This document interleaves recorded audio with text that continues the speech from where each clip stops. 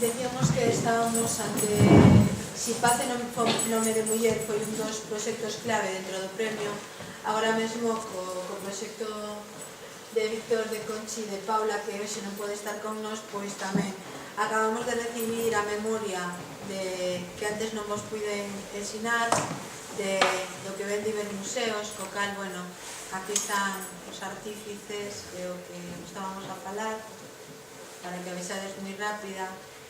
Falábamos do que aconteceu, o humano, non?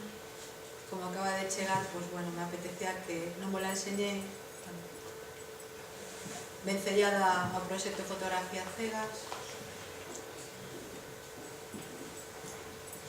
E en breve isto sairá nunha publicación en papel donde está toda a memoria de todo o que vos comentamos, incorporado tamén o proxecto do que Conchi nos vai a comentar. E Víctor, que foi un enredador. E dende logo que traballar con él foi unha auténtico privilegio. Gracias.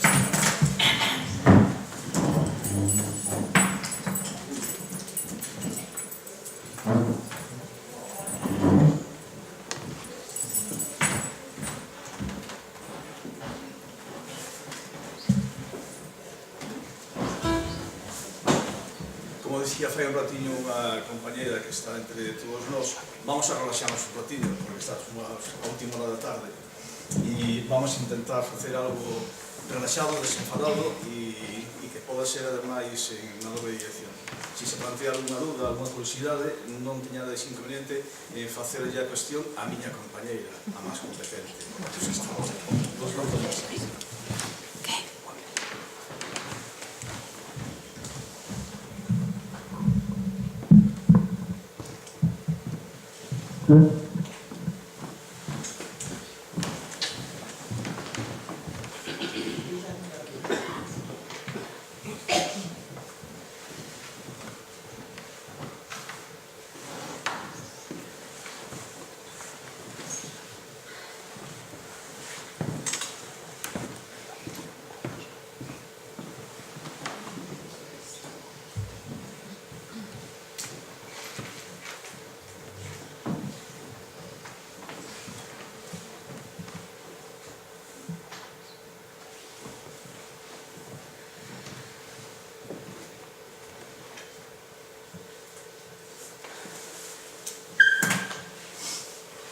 Bueno, antes de nada vou presentar a Conchi Safí Fernanda, é compañera de proxecto xunto con Paula.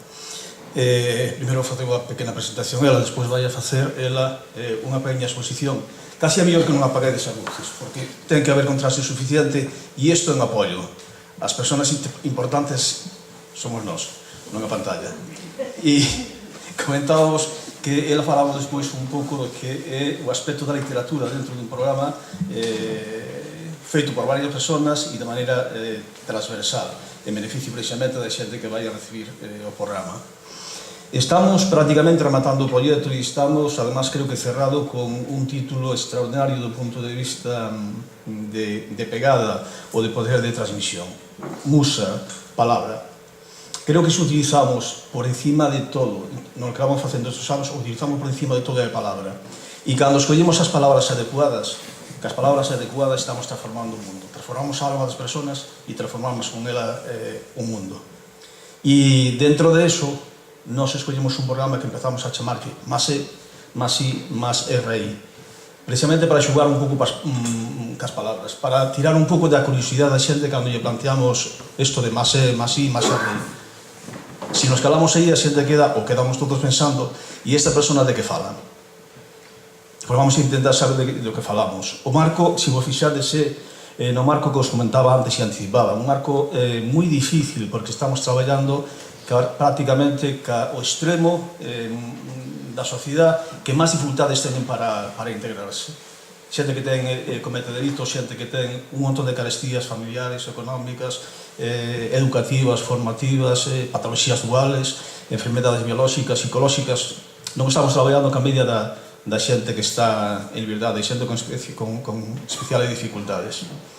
E chamámoslle Más reír xugando as palabras porque queríamos falar de empoderamento. Decía antes en Carla que empoderamento é unha palabra que non lle gusta moito. Veremos que despois, cando xogamos as palabras, vamos intentar definir o que significa cada unha delas. E a veces as palabras vistas de distintas perspectivas teñen distinto significado. O que importa é o significado que lle dou eu contigo. O significado común, que moitas veces limita e outras veces extralimita, amplía, pero trátase de xogar cas palabras. Empoderamento, máis igualdade. Igualdade é un concepto básico no noso programa. E apuntei unha das frases que nos dixo Vanessa, que me encantou. E é cando ela lle pon o proxecto Paz es nombre de mujer. Na explicación fala de cultura da paz. Trátase de facer cultura, ideoloxía. Que as nosas palabras sirvan para cambiar o que non se ve, que é a ideoloxía, que é a cultura. E cando falemos precisamente de feminismo e de patriarcado, estamos falando de ideoloxía, de cultura, de o que non se ve, pero que fai que nos comportemos de maneira determinada. E como vamos a facer, como vamos a levar a práctica? O proxecto é moi ambicioso.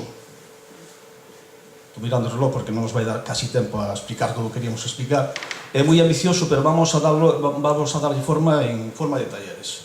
Un taller para empoderamento e un taller de escritura. E para eso, decidí antes tamén en Carna que nos enredamos. É verdad que isto é a consecuencia de unha rede de talento extraordinario. Unha rede de talento que tampouco se ve.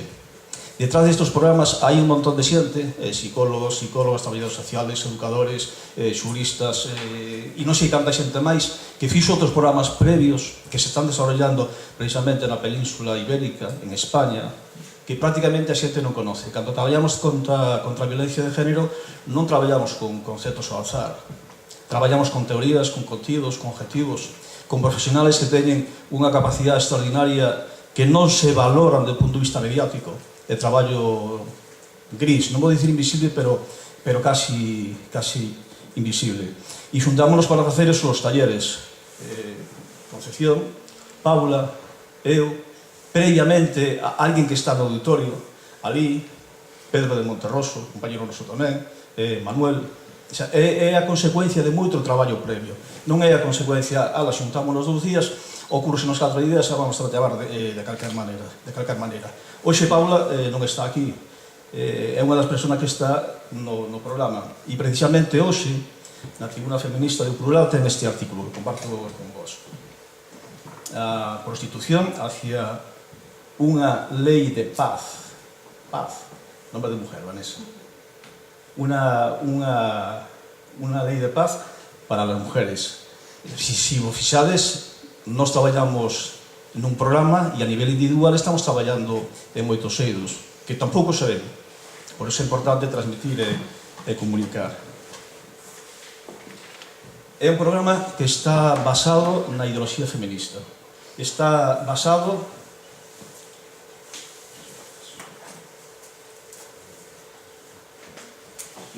no que pode dar de sí por medio da escritura. Está basado na intervención psicológica. O sea, hai detrás de él un montón de eixes de traballo. Está feminismo, derecho, literatura, psicología como eixes transversales de intervención. E además non está feito por voluntarios solo, que somos voluntarios. Na asociación traballamos como voluntarios de maneira altruista e de maneira generosa. Pero somos todos profesionales do eido no que estamos traballando. Intentamos facelo con responsabilidade, con conocimiento e con compromiso. Realizamos un taller para o empoderamento e un taller para a escritura para desarrollalo no Departamento de Mulleres de Boixe. Vamos a acción concreta, a un sitio concreto e a un grupo de xente concreta. Pero temos que ver tamén porque o facemos e a ver de onde partimos. E falamos da toma de conciencia da realidade. Que está ocurrindo en este momento? E ademais que o feminismo está denunciando. Por unha parte, a violencia. Esa que vemos todos os días. E hoxe non vamos a falar de cifras, pero falar só o que no siglo XX, que levamos 18 anos escasos, hai casi 1000 mulleres asinadas a máis de homes. Si falamos de terrorismo, que houve en España, en 40 anos houbo casi unhos asesinados, e o ruido que facíamos con aquel fenómeno, e outro ruido que se fai con este outro fenómeno, e a ausencia de compromiso. Por unha parte a violencia, que é visible, e por outra parte o que comentábamos antes, o patriarcado. O enemigo, que tamén é a violencia, é o patriarcado. É a ideoloxía que transmite na educación, nos medios de comunicación, e podemos ir a ver a televisión ayer, o Antonte, sigue transmitindo a ideoloxía, o que non se ve que o home pode asesinar a muller, que o home sigue sendo todavía o que ten o poder na sociedade. Pois esa é a base da que partimos. Algúnas cifras aí, pero non vamos a falar de cifras hoxe. Vamos a intentar definir as palabras, os conceptos. Cando podemos falar de feminismo, xa sabedes as vertientes que podemos enfocar. Pero cando vamos a facer un taller temos que concretar as cousas. De maneira clara, sin entrar en definiciones largas. Feminismo é igualdade. Feminismo é transmisión de igualdade. Feminismo é o que nos acaba de decir Vanessa. É a transmisión da cultura, e é importante o concepto de cultura, a ideoloxía. Da ideoloxía da igualdade. Con esa definición que nos fixo precisamente antes Vanessa. A igualdade como base ética para alcanzar os desarrollos humanos para todos. Levo apuntado porque te lo quiero a partir de ahora, Vanessa. Definimos tamén a palabra empoderamento. Esa palabra que a veces sona grandilocuente. Pois vamos a intentar ver a palabra, o significado de empoderamento. Collemos unha definición, non a vamos a ler agora porque todas e todos sabéis o que é empoderamento. Pero trátase de ser consciente de que empoderarse é adquirir valor personal, poder personal. E, ollo, é un proceso creativo, activo e cuidado, que imagina, anticipa e desarrolla a existencia individual e personal e social como un logro personal. Leía antes un texto en Karma que decía: para cambiar o futuro hai que inventalo. Para cambiar a miña autoimagen hai que inventar outra imagen. Hai que creala e despois desarrollala. E además vela como unha obra propia, non vendada. É verdad que ven en interacción cos demais, pero non vendada. É o resultado da miña obra. Falábamos que metíamos tamén a literatura e a escritura polo medio. Sin entrar en grandes conceptos, xudamos un pouco tamén que pode significar literatura, que pode significar escribir. E collemos algunhas frases que nos valen como referencia. E nos dice Francis Jonathan que somos las historias que somos capaces de contar e de encarnar. Son o que conto, son o que penso, son o que digo e son o que falo. Pero son o que falo en función do que penso que podo facer. Que máis pode ser a literatura que pode escribir? En un nivel superior. Dícenos un premio Nobel do ano 2012 que pasou por 3 campos de concentración despois de narrar toda a súa existencia durísima. Dice que contempla a súa existencia como unha obra de arte e fala como a literatura lle axuda a reconocerse a sí mismo como un actor propio da súa obra de arte, de alguén que pasou unha vida sobre todo ao principio dos anos de sufrimiento intenso. Xugamos, como vedes, con todos esos conceptos. Metémonos todos no mesmo saco e vamos a intentar traballar de maneira transversal desde o dereito, dereitos humanos, desde a literatura, a psicología, con esos conceptos para desarrollar os talleres. Que contidos vamos a intentar desarrollar? Dereito, literatura, dereitos humanos, a relación, o autoconcepto, o cambio de autoconcepto, conocimientos, habilidades e comportamentos que permitan a dependencia personal, todo iso que nos leva no camiño de empoderamento. Pero fixade a base teórica, como dicía tamén a Vanessa, o marco teórico a que se refiere. Non vamos a traballar ao azar, vamos a traballar con contidos e con marcos teóricos e con marcos de referencia. E que objetivos perseguimos no programa nos talleres? Pois fixados o tipo de población a onde estamos orientados. Transmitir e sensibilizar en ese eido no que vamos a traballar sobre a trascendencia de unha palabra que se hablou esta tarde varias veces, a trascendencia da educación, a trascendencia da formación e a trascendencia dese empoderamento como proceso personal. Utilizar a creatividade personal, esa potencialidade. Vamos a poñer o valor personal en valor de verdade. Oye, tes capacidade de imaginar, tes capacidade de reinventar, vamos a utilizar esa capacidade personal como instrumento de empoderamento por medio de calquer forma de expresión plástica, figurativa, artesanal, artística, escrita ou oral. E poñemos oral porque hai moita xente de que vamos a traballar con ela que teña moitísimas dificultades precisamente para eso. de maneira resumida a actividade, o objetivo concreto dos talleres: promover unha autoimagen e autoestima empoderadas e satisfactorias para a muller ca que vamos a traballar, desarrollar a ideología igualitaria dos dereitos humanos para todos. Eso que nos transmitía precisamente na charla anterior Vanessa, e non estábamos de acordo, traballamos en paralelo e además en red cos mismos conceptos. Trátase, a ideología trátase de eso, de manejar os mismos conceptos, os mismos valores, os mismos principios, e en este caso da potentísima idea e valor de igualdade. Cando iniciamos? Pois iniciamos en xaneiro do ano pasado e rematámoslo en agosto deste ano. E isto é o eco, a transmisión do que fixemos ali. Empezou en xaneiro e acabou en agosto. Impartímolos, pois comentábamos, entre outras persoas, tuvemos invitado a Leonardo Casado, un becario museólogo argentino e profesor argentino, cunha actividade moi interesante que replicamos unha vez en outras actividades de que ves cando me ves. Patrimonio, identidade e memoria e prejuicio, a veces, que é o que temos que destruir. Metodoloxía que utilizamos, ou cales foron as actividades, falábamos nos 15-20 minutos, entrábamos temas e a partir de aí dinámica de traballo, sobre todo participación, e utilizamos calquer instrumento, un videoforum, un conto, unha historia, unha anécdota, pero a variable máis importante é a da participación, é que a persona que está traballando pense, sinta e se exprese. Como dicimos máis unha vez, isto é o que poñen na presentación. Non hai que estar de acordo con isto. Hai que percibilo, hai que pasalo polo filtro do pensamento e depois hai que pasalo polo filtro da lengua e comunicalo aos demais. Valoración da actividade, pois a nivel das propias internas demandaron máis talleres. De feito, o ano que ven, Conchi precisamente, que temos hoxe aquí con nos, vai facer un taller de escrituras, como aquí todos temos perusilla, temos celos, no Departamento de Homes de Boixe. E polos internos positiva, polos centros, a verdad que a referencia é moi positiva, porque demándanos máis talleres. Pero, en fin, somos asociación, somos xente que están facendo estas actividades e a verdad que non temos tempo para moito máis. Que puntos fuertes encontramos no desarrollo deste taller? Sobre todo foi apoio institucional e apoio da rede. A que explicábamos a idea, normalmente, dicía vide, sobre todo pensando, como explicarei despois, que foi totalmente gratuito para as institucións.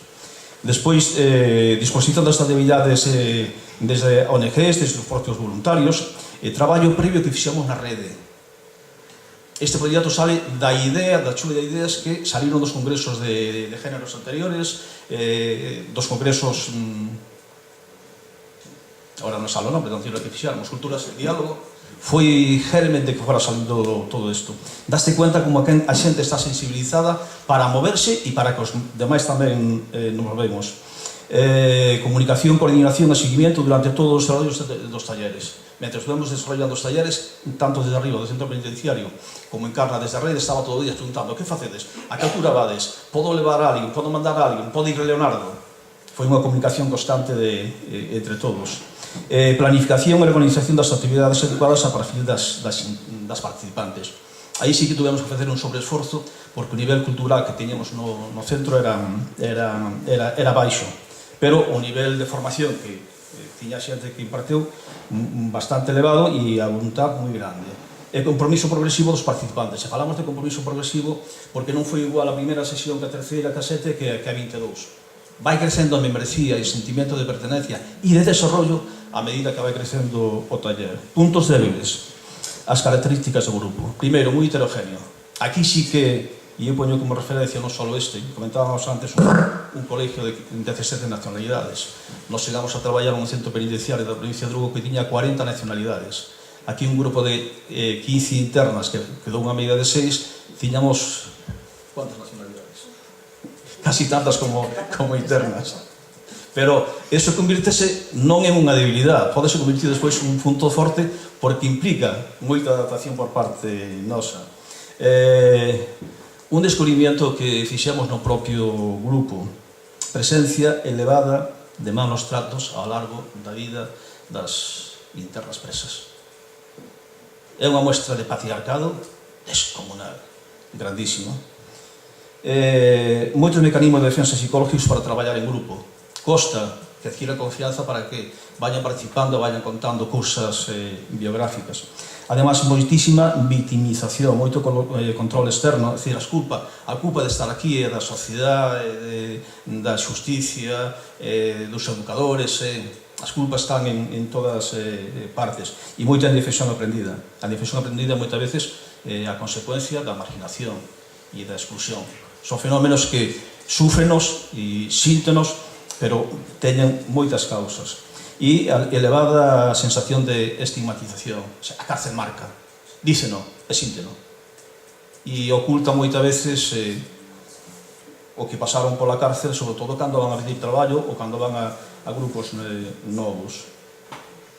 Datos das participantes. Fixado, mañá cando vayades a inauguración, veredes que están aí, temos as historias en unhas presentacións, e poñen nombres, os nombres son todos nombres pseudónimos. Por que? Porque tenemos que garantizar, por moitas razóns, que o nombre da xente que está encarcelada pois non se divulgue. Por lei e despois éticamente tamén. De maneira moi resumida, no Departamento de Mulleres había unha media de 15 internas todos os días que fomos. Pasaron polo programa 17 internas. Unha media do 40% seguiron no programa. Organizacións que estábamos involucradas en este proxecto fomos nós, a Asociación Penitenciaria Creación Arenal, institucións penitenciarias, en concreto o Centro Penitenciario de Bonxe, que temos que decir que colaboraron desde o principio hasta o final, facilitando todos os permisos e facilitando, ademais, a selección eles mismos das internas, a rede musística de Lugo. Do personal das institucións temos que significar, sobre todo as funcionarias do Departamento de Mulleres, que foron unhas colaboradoras extraordinarias no desarrollo do programa. Estuveron pendientes sempre cando chegábamos nós para que estuveran as internas preparadas. Organizarse dentro do centro penitenciario ten máis dificultades que nun colegio ou nun museo ou en facenda. Hai moitos obstáculos de horarios, arquitectónicos, de comunicacións, hai moitas incidencias que surgen. E temos que valorar precisamente ese traballo que non se ve dese personal que está todos os días ali, a pé de obra. Entón, que quede por eso manifestado, ou manifesto. Importe da actividade que buscaba, ou vos comentaba antes, non lle custou nada a institucións penitenciarias, nada ao centro penitenciario. Non lle custou nada á rede. Eso sí, agradecemos á rede que nos poña nos medios e que nos poña no aire, pero a nivel económico non lle costou nada. E non lle costou nada tampouco a nosa Asociación Penitenciaria Creación Arenal. É dicir, todo o tempo, medio de transportes e materiales foi a cargo das voluntarias e deste humilde voluntario. E outras organizacións vinculadas, non vos las comento porque as comento antes, Encarna, son todas as que estaban no proxecto de guerrilla de palabras, o oficio de palabrero palabreira, porque este é unha idea que sale ou surge de todas esas iniciativas. Como algo material que se pode ver e que vais a ver se tes curiosidade de velo, foron os 7 relatos que podemos asegurar e seguro que costou moito parelos. E a parturienta, ou a maizo desos relatos, temos aquí ao lado, que agora mesmo te pasaré la voz. De 7 relatos que son Yo veo la desgracia, La hormiga, Solo Green lo sabe, Lo que más me gusta, El jardín secreto, Para ser libre, Todo tiene su tiempo, que nada ten que ver ca vida carcelaria. Ten que ver ca biografía de personas que pensan, sinten, sufren, choran, teñen anhelos, queren ser libres, queren ser solidarias, queren ser como todos nós. E para deixarvos con Conchi, gústame, como traballamos en un escenario complicadísimo, en un escenario en donde temos que ser moi humildes nos objetivos, pero moi realistas no que estamos conseguindo, con unha poesía realmente de Fernando Birri, pero que pon na luz Eduardo Galeano, que é sobre a utopía. E dicen sobre a utopía que a utopía está no horizonte. Eu acércome 2 pasos e ela alónxase 2. Que cabrona da utopía. Camino 10 pasos y el horizonte se corre 10 pasos más allá. Qué frustración la mía. Entonces, ¿para qué sirve la utopía? La utopía sirve para eso, para caminar. Te toca caminar, tío.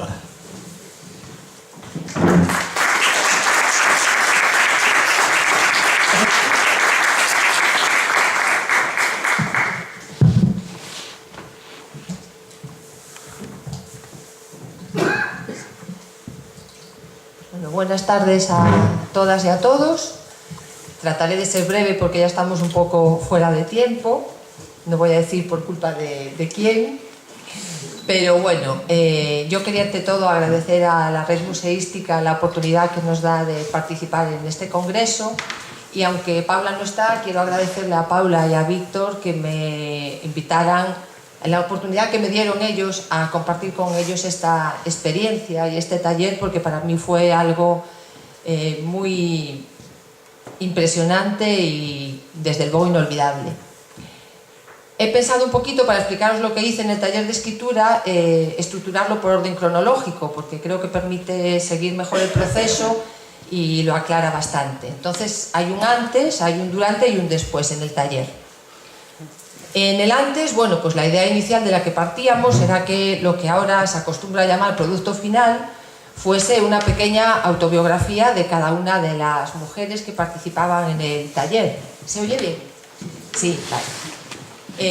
Pero detrás de la intención literaria que pudiera subyacer ahí, había cosas más importantes. Ante todo, que ellas hicieran un ejercicio de introspección que las llevara a conocerse mejor a sí mismas, a empoderarse y que fuera como una escucha interior, que empezaran por escucharse a sí mismas, por reconocer su identidad y a través de eso también aprender a escuchar a las demás y a valorar lo importante que era que las demás también a cambio las escuchasen a ellas.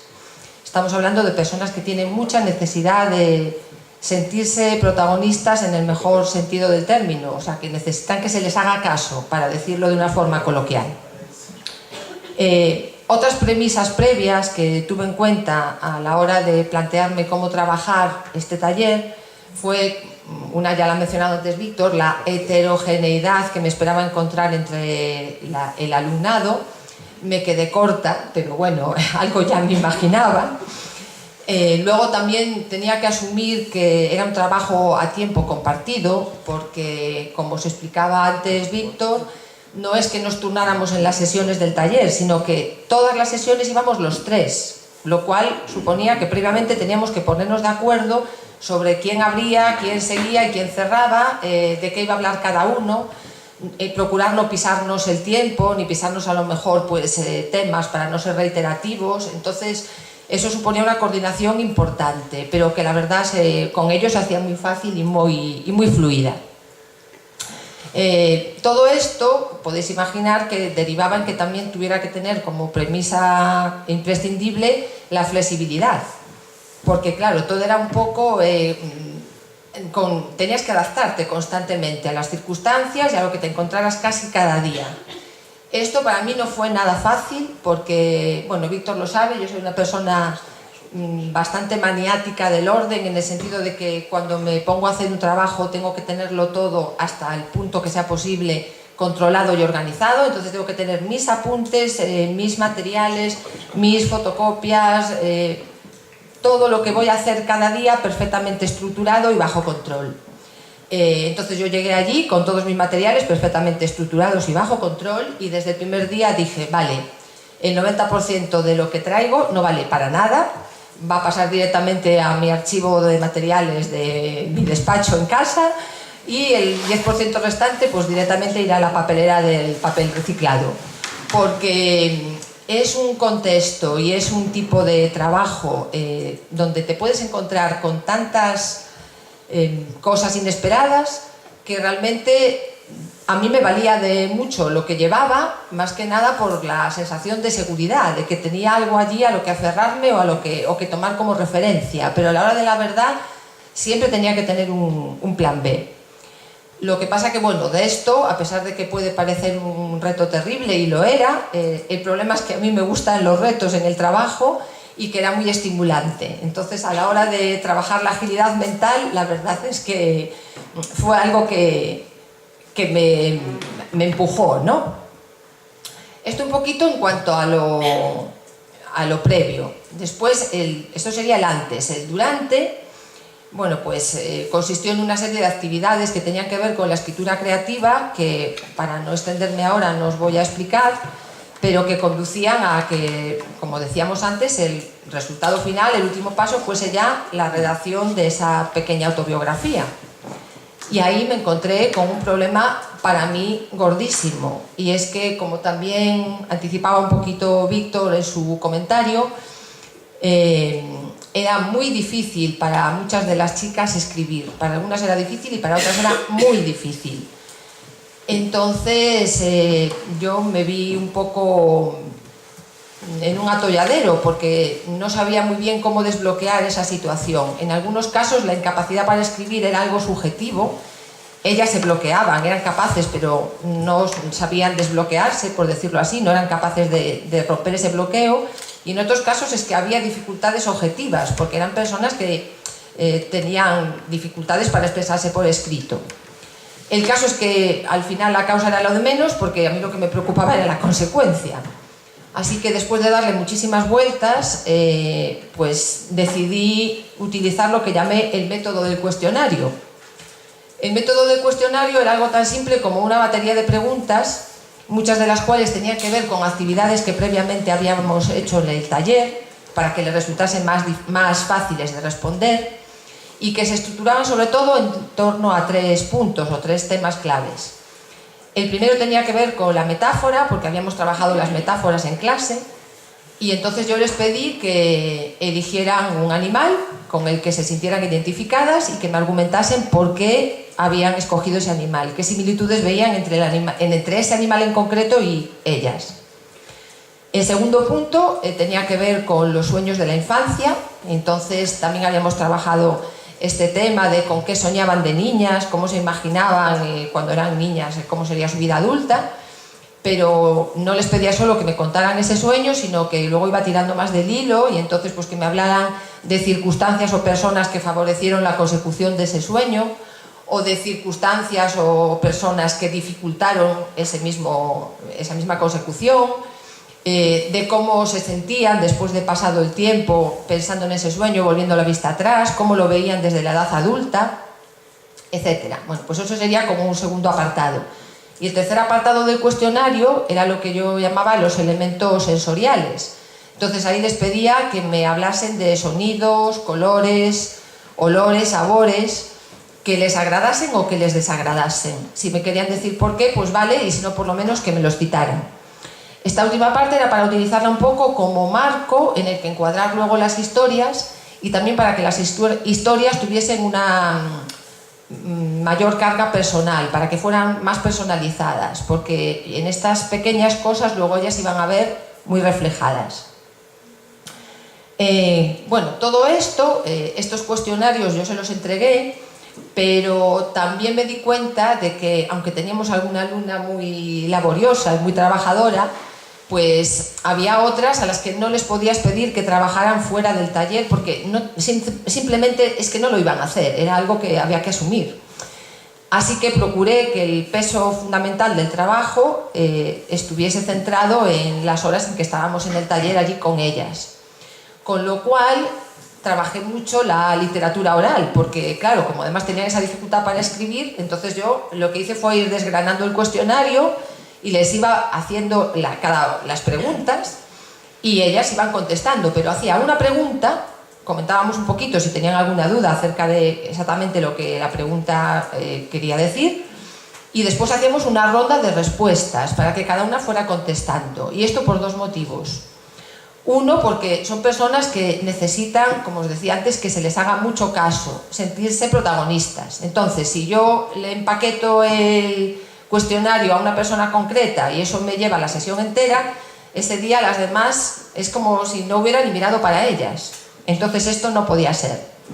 Y por otra parte, también lo hice así porque a veces unas servían de inspiración a las otras. Había a veces chicas que se quedaban como que no sabían qué decir, pero luego a raíz de algo que comentaba la compañera es como si se les ocurriese, se les iluminase la bombilla, ¿no? Entonces ellas mismas unas tiraban de las otras y eso era chulo y además funcionaba. Por otra parte, esto que acabo de decir, de que había que hacerles caso a todas, que había que darles a todas la posibilidad de sentirse escuchadas y de sentirse protagonistas, lo tenía que compatibilizar, por si ya había pocos problemas o pocas dificultades, con a veces ser flexible con el tiempo, porque en alguna ocasión nos ocurrió que una mujer se ponía a hablar y era tal la transformación que se producía en ella cuando contaba su historia que yo decía, ¿dónde y cómo la corto? Es que no puedo. Para mí quizás uno de los casos más extremos, que seguro que Víctor recuerda, es el de una mujer que vino desde el principio, que fue de las que estuvo en el taller durante todas las sesiones, que era pues una persona muy pesimista, muy negativa, que siempre venía en una actitud quejosa, en fin, sombría. Y sin embargo, cuando empezamos a trabajar con el cuestionario, llegamos a la parte de los sueños de infancia. Cuando ella contó el suyo era ser secretaria, y además es que lo había logrado porque trabajó durante un tiempo de esto. Cuando empezó a contar esa etapa de su vida, cómo se había preparado para la mecanografía, dónde había conseguido el empleo, cómo era su jefa, que era una persona a la que ella admiraba mucho, en esta mujer se operó un cambio que a mí me dejó absolutamente asombrada. Es que se le iluminó la cara, o sea, sonreía constantemente mientras nos contaba esos recuerdos, disfrutaba compartiéndolos y claro, pues le dejé más tiempo del que igual hubiera debido, pero es que no la podía cortar. Y porque era un recuerdo que le estaba haciendo verdaderamente bien físico, es decir, era medicinal ese recuerdo. Entonces, ¿cómo le interrumpes a alguien un tratamiento que está siendo terapéutico?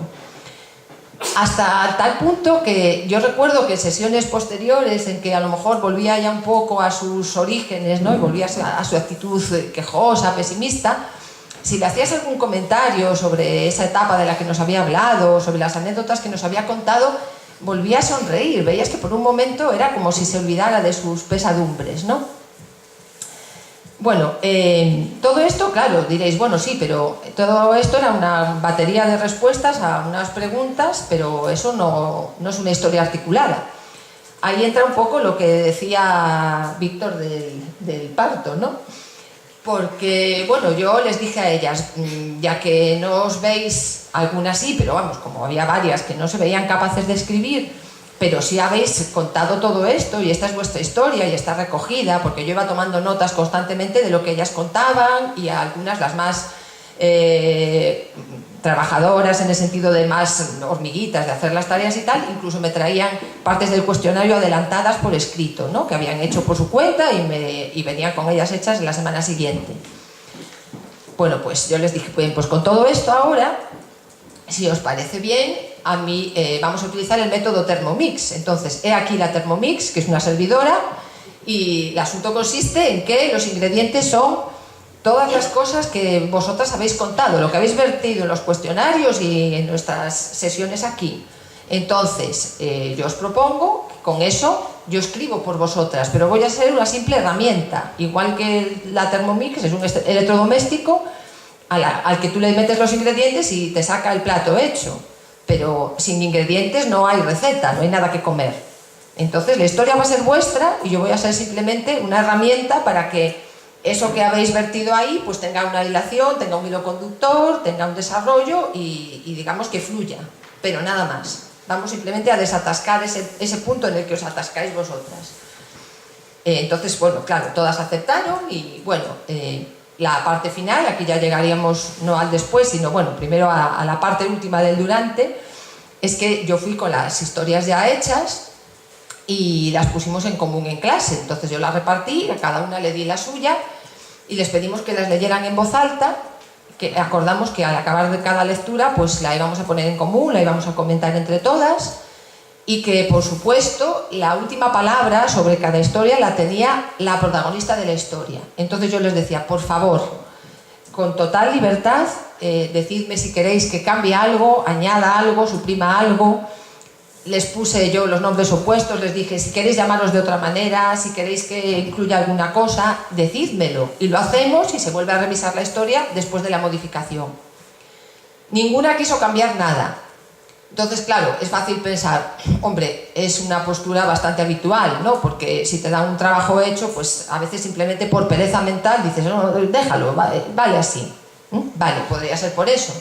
Podría ser también porque, en general, a las personas que impartimos los talleres en los centros penitenciarios, pues nos suelen recibir muy bien y notas que agradecen lo que haces por ellos. Entonces, podría ser también por respeto, ¿no? Por cariño, por decir, bueno, esta pringada, la pobre, que encima estuvo ahí escribiendo, pues no le vamos a decir ahora, que no la vamos a marear más, me corto, no le digo nada. Podría ser por eso también. Pero al final descubrí que no era por ninguna de estas dos cosas, o sí era por esto, pero era también por algo más. Y os voy a decir por qué. Porque una de las chicas, cuando estaba leyendo su historia, se echó a llorar y nos acabó contagiando a todos los demás presentes. Otra, cuando terminó, me preguntó si me podía dar un abrazo. Otras se acercaron a darme besos. Entonces, dices, no querían cambiar nada porque les gustaba así. Y como lo más bonito de que les gustara así no es que, qué bien, fíjate, al final le di forma a lo que ellas hicieron. No era esa la cuestión, aunque sinceramente tengo que decir que por supuesto que era una satisfacción para mí su reacción, o sea, ¿cómo no lo iba a ser? No, claro que me hacía muchísima ilusión, pero lo fundamental era que algo que dijo una de ellas, que fue, es que esta soy yo, este texto me refleja. Y entonces yo le dije, eso es la literatura, para eso hemos hecho el taller de escritura, porque la literatura aquí ha servido como espejo. Entonces lo que estás viendo es tu reflejo. Y pensadlo todas, si os gustan vuestros textos es porque os gustáis a vosotras mismas, porque lo que hay en el texto es vuestra imagen. Y yo creo que ese fue el momento en que realmente dije, por fin entiendo cómo lo que yo pudiera pintar aquí, que cuando empecé no lo tenía muy claro, digamos que estaba un poco acomplejada porque Paula llevaba la parte de feminismo, Víctor la de psicología, y decía, Dios mío, yo aquí, ¿qué voy a hacer? Me cuestioné muchísimo mi operatividad allí.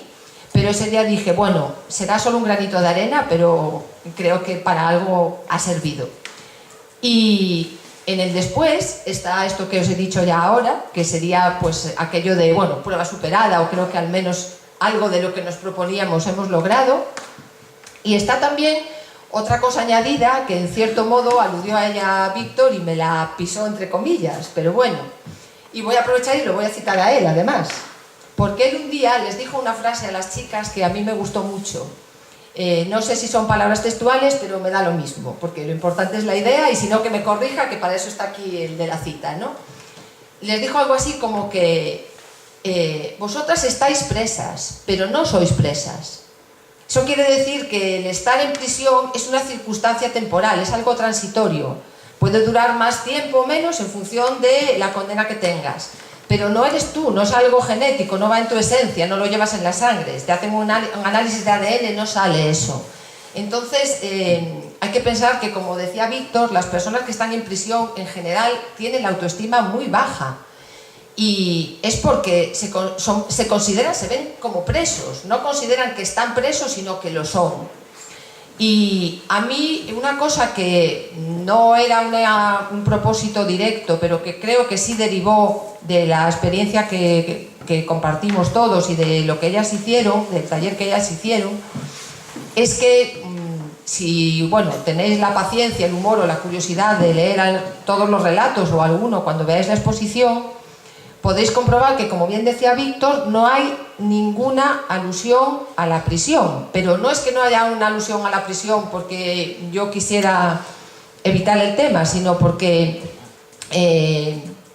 en lo que ellas contaban tampoco la había. Es verdad que una de las chicas, en los sonidos que le desagradaban, me puso el timbre, porque hay un timbre que marca allí determinados momentos del día, y entonces y es verdad que me llamó la atención porque, la prisión de Monterroso también, donde hago otro taller, también un chico me lo comentó, ¿no? Me dijo que cuando saliera que lo que quería era no volver a oír un timbre en su vida, de ningún tipo. Entonces a mí eso me impactó, y lo del timbre, en el caso de esta chica, sí lo metí en su relato. Pero es un timbre que suena y que le resulta desagradable, pero yo no digo de dónde es ese timbre, porque podría ser también el timbre de entrada en una fábrica, imaginaos, ¿no? Entonces, yo creo que si estos textos los lee alguien que no conoce la experiencia del taller, que no sabe que están escritos porque están escritos por ellas en realidad, no sabe que sus autoras son mujeres que están internas en un centro penitenciario, leyendo lo que pone allí, no lo deducirían, no serían capaces de decir esto es el texto de una reclusa, no podrían decirlo, creo que no. Repito, si alguno se anima o se atreve o tiene la paciencia de leerlos, podréis valorarlo por vosotros mismos. Pero a mí me prestó, como dicen en Asturias, donde yo trabajé mucho tiempo, me satisfizo esa impresión, porque creo que transmite el mensaje de que tenemos muchos prejuicios hacia las personas que están en prisión, y muchas veces a lo mejor generados de forma inconsciente o involuntaria, pero creo que desde fuera se tiende a pensar que son como una especie de bichos raros, entre comillas, en el sentido de que no pueden tener el mismo tipo de emociones o de sentimientos o de vínculos afectivos que tenemos los de fuera, por decirlo así. Y yo creo que estos textos demuestran lo contrario, porque podrían estar escritos por cualquiera de las mujeres que estamos aquí presentes o por cualquiera de las mujeres que cualquiera de nosotros conoce. Entonces dije, sí, no solo valió de algo, sino que a lo mejor fuimos un poquito más allá del planteamiento inicial. No sé, sinceramente, hasta qué punto a ellas les fue útil o les sirvió. Quiero creer que esto que os comento de la puesta en común, un poquito al menos sí lo fue. Desde luego yo les estoy agradecida, y también a mis compañeros, porque a mí sí me fue muy útil, me sirvió de mucho y aprendí muchísimo. Y gracias por compartirlo conmigo escuchándome.